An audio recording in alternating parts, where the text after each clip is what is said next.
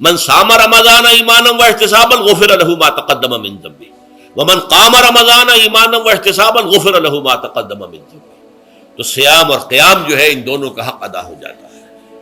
تو یہ ہے شہر رمضان الذی انزل فیہ القرآن ھدی للناس وبینات من الھدی والفرقان فمن شہد منکم الشہر فلیصم ومن کان مریضا او علی سفر فعدۃ من ایام اخر یرید اللہ بکم اليسر ولا یرید بکم العسر ولتکملوا العدۃ ولتکبروا اللہ علی ما ھداکم ولعلکم تشکرون. اب جو آخری لفظ ہے لعلکم تشکرون، اب اس کی وضاحت سمجھیے. اور رمضان کے یہ دو پروگرام جب پیرلل ہو جائیں گے، جب دونوں کی پابندی کی جائے گی، تو اس کا حاصل کیا ہے؟ اس بات کو سمجھنے کے لیے سب سے پہلے آپ اس کو سمجھیے کہ جسے ہم خود ہی کہہ رہے تھے، جسے ہم سیلف کہہ رہے تھے، اپنی انا کو مضبوط کرنا، سیلف کنٹرول، ایگو جو ہے وہ پوری طرح قابو یافتہ ہو اڈ اور لیبیڈو پر، اصل میں اس سے مراد کیا ہے؟ اس پر میں نے تفصیل سے بحث کی ہے عظمت صوم نامی اپنے کتابچے میں. ویسے یہ ہے کہ وہ مشکل ہے، ذرا فلسفیانہ اس کا انداز ہے، لیکن یہ ہے کہ وہی باتیں آسان الفاظ میں جو دوسرا کتاب چاہے عظمت سیام و قیام رمضان مبارک، وہ آسان ہے. اگرچہ یہ دونوں بہت ہی محدود تعداد میں ہمارے پاس ہیں، لیکن یہ کہ میں نے ذکر کر دیا، جو حضرات لینا چاہیں وہ لے لیں. لیکن یہ ہے کہ اس میں اصل پس منظر کیا ہے. دیکھیے، ہمارا جو وجود ہے انسان کا، یہ کمپوزٹ ہے، مرکب ہے. ہمارے دو وجود ہیں جو جوڑ دیے گئے. کیسے جوڑ دیے گئے ہم نہیں جانتے، لیکن ہے دو وجود. ایک وجود حیوانی ہے، میں نے عرض کیا تھا پہلے ہی، ہر انسان ایک حیوان بھی ہے مکمل، سارے حیوانی تقاضے ہمارے اندر بھی ہیں. لیکن حیوان اور انسان میں بنیادی فرق یہ ہے کہ انسان کا جو اصل وجود ہے وہ روحانی ہے. اس روحانی وجود کی وجہ سے انسان کا وہ مقام ہوا کہ تمام فرشتوں کو اس کو سجدہ کرنے کا حکم دیا گیا. فَإِذَا سَوَّيْتُهُ وَنَفَخْتُ فِيهِ مِن رُوحِي فَقَعُوا لَهُ سَاجِدِينَ. فرشتوں سے کہہ دیا گیا تھا کہ میں ایک بشر پیدا کرنے والا ہوں مٹی سے. جب میں اسے پیدا کر لوں اور اس کی ناک پلک سنوار دوں، دو پلک درست کر دوں، تو پھر اس کے سامنے اور اس میں اپنی روح میں سے پھونک دوں تو گر پڑنا اس کے سامنے سجدے. حیوان انسان اور انسان روحانی، یہ دونوں مل کر اب آدم بنے ہیں. نمبر دو، اس حیوان انسان کا وجود زمین سے ہے، مٹی سے پیدا کی، مٹی سے، گارے سے، طین لازب سے، چپچکانے والے گارے سے، وہ جس میں کہ بدبو پیدا ہو جائے، یہ ساری باتیں کہی گئی ہیں. اور سائنس بھی کہتی ہے مٹی سے پیدا ہوئے.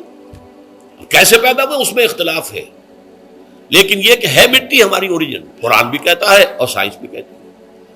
اور ہمارے وجود کو جب وہ تھک جائے، مزمحل ہو جائے، اس کی انرجی کم ہو جائے، تو اس کے لیے جو غذا ہے، جو تقویت ہے، وہ بھی ساری زمین سے آ رہی ہے. آپ نے پھل کھائے، آپ نے گندم کھائی، آپ نے چاول کہاں سے آ رہے؟ اچھا، بکری کا گوشت کھایا تو بکری کا گوشت کس چیز سے بنا ہے؟ اس نے گھاس کھائی ہے، اس نے پتے کھائے ہیں، وہیں سے تو بنا ہے نا. الٹیمیٹ سورس آپ کے وجود حیوانی کے لیے جو آ رہی ہے وہ زمین ہے.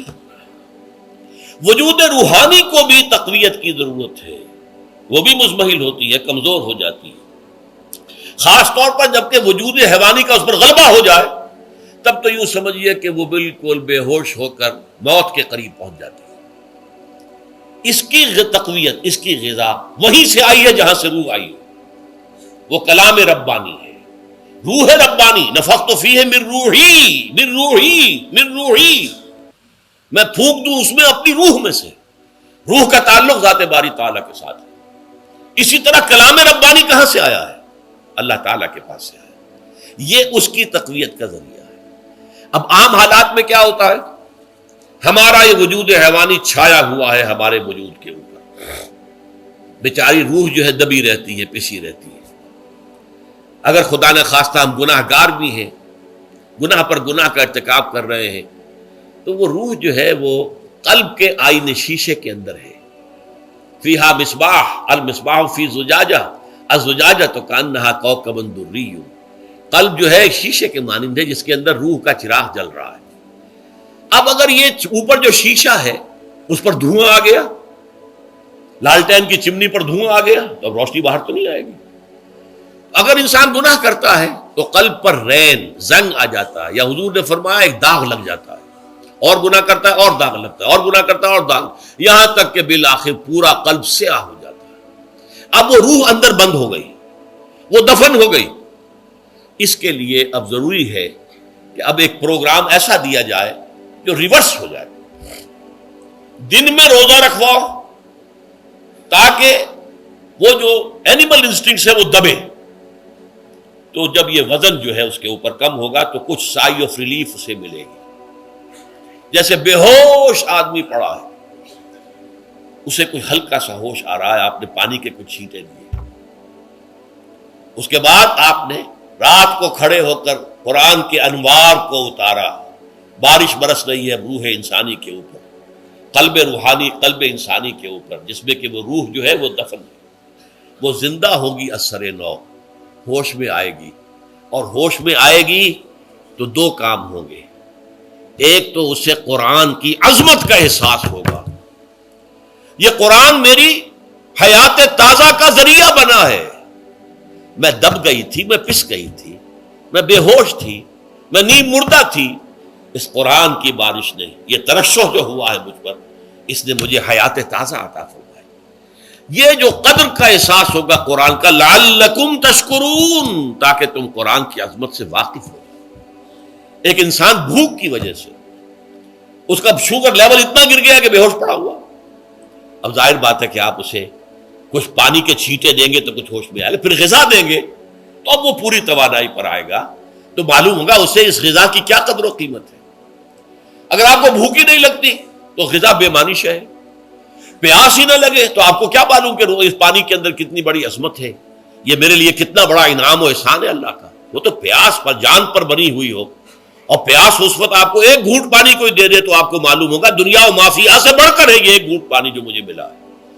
اسی طرح جب روح دبی ہوئی تھی حیوانی وجود کے بوجھ تلے، جبکہ وہ نیم خوابیدہ یا نیم بے ہوش یا بالکل بے ہوش تھی، وہ دن میں تو روزہ رکھ کر اس پر سے حیوانی وجود کا وزن کم کیا گیا، اسے ایک ریلیف ملی. رات کو قرآن مجید کے انوار و برکات اس میں جذب کیے گئے تو اس کو پوری توانائی حاصل ہوئی. اس پوری توانائی کا پہلا نتیجہ تشکر، قرآن کا شکر. الحمدللہ الذی انزل علی عبدہ الکتاب ولم یجعل لہ عوجا. پھر وہ قلب کی گہرائیوں سے نکلے گا. سارا شکر اس اللہ کے لیے جس نے اپنے بندے پر صلی اللہ علیہ وسلم کتاب نازل کی اور اس میں کوئی کجی نہیں رکھی، کسی طرح کی ایش پیچ نہیں. یا تبارک الذی نزل الفرقان علی عبدہ لیکون للعالمین نصیرا. بڑی بابرکت ہے وہ ذات جس نے اپنے بندے پر فرقان نازل فرمایا تاکہ وہ تمام جہان والوں کے لیے نذیر اور خبردار کرنے والا بن جائے. یہ قرآن کی عظمت کا احساس. اور ظاہر بات ہے جس قدر کسی نعمت کی قدر و قیمت کا احساس ہوگا اسی قدر تو آپ شکر ادا کریں گے. اگر آپ نے کسی بچے کے ہاتھ پر ہیرا رکھ دیا، اسے کیا پتا یہ ہیرا کس بلا کا نام ہوتا ہے، وہ سمجھے گا کانچ کا ٹکڑا ہے.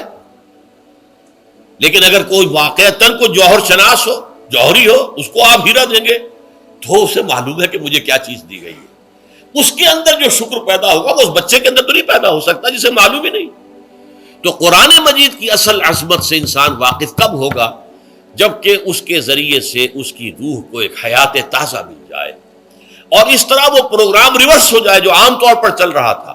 ساری توجہ اپنے جسم پر، اس کے تقاضوں پر.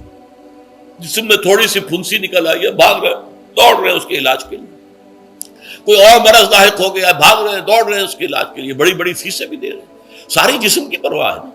روزانہ نہا رہے ہیں اور اچھے سے اچھا صابن لا کر نہا رہے ہیں، وہ جسم کی پرواہ ہے نا، اس کی دیکھ بھال ہے. روح کی طرف توجہ ہی نہیں.